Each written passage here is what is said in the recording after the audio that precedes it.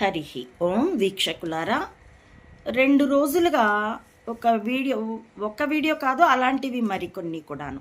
ఎవరో సుధీర్ శర్మ ఆట చాగంటి అనే ప్రవచనకర్తకు శిష్యుడో లేక పేటీఎమ్మో లేక అభిమానో నాకు తెలియదు, కానీ ఆయన రాముడి వంటి వాడట. అతడి తల్లి ఏది గరికపాటి నరసింహారావు గారు అనే ప్రవచనకర్త యొక్క తల్లి వదినని చేసుకోమంటే చేసుకున్నట్ట. ఆ వదినకి అన్నగారి కొడుకులే ఇప్పుడు తనకు వారసులై తన కొడుకులుగా చలామణి అవుతున్నారట. ఇది ఆ వీడియో సారాంశం. నేను ఇక్కడ కామేశ్వరి అనే కాముక స్త్రీని సమర్థించడం లేదండి. ఎందుకంటే పుత్రసముడు అని లేకుండా మరిదితో సంసారం చేసినటువంటి స్త్రీ. ఆ మాట ఆమె చెప్పుకుంది. తాను ప్రభుత్వ ఉద్యోగినని కూడా చెప్పుకుంది. ఈ రెండో మొగుడిని వదిలేసి మూడో మొగుడితో వెళ్ళిపోయిందన్న వార్తలు కూడా వింటున్నాం.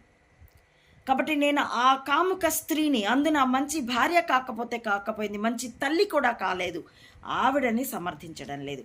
అలాగే ఈ గరికపాటి అనేటటువంటి ఈ సరస్వతీ పుత్రుడిని కూడా సమర్థించడం లేదు.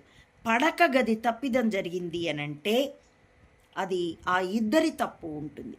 కాబట్టి నేను ఒకరు మంచి అనే దగ్గర లేను. అందున ధర్మరాజు తీర్పులాగా ప్రవచనాలు చెప్పేందుకు వచ్చి అవధానాలు చేస్తూ శాస్త్రం చెప్పినప్పుడు ఆవిడ చెప్తుందట, ఇద్దరు పరమ పాతకులనే అంటాను నేను. ఇక ఇతడి తరపున అతడు అన్నగారి కొడుకుల్ని, అంటే తాను పెళ్లి చేసుకున్న మొదటి పెళ్ళి, ఆవిడకు రెండో పెళ్లి చేసుకున్న కామేశ్వరికి తన అన్నగారు గరికపాటి వెంకటేశ్వరరావుతో పుట్టిన కొడుకుల్ని తను తీసుకొచ్చి తన రెండో భార్య శారదమ్మ చేత పెంచిపిస్తే అదే నిజమైతే ఈ పాటికి కోర్టుకెళ్ళి డిఎన్ఏ పరీక్ష అడిగుండేవాడు కాదా?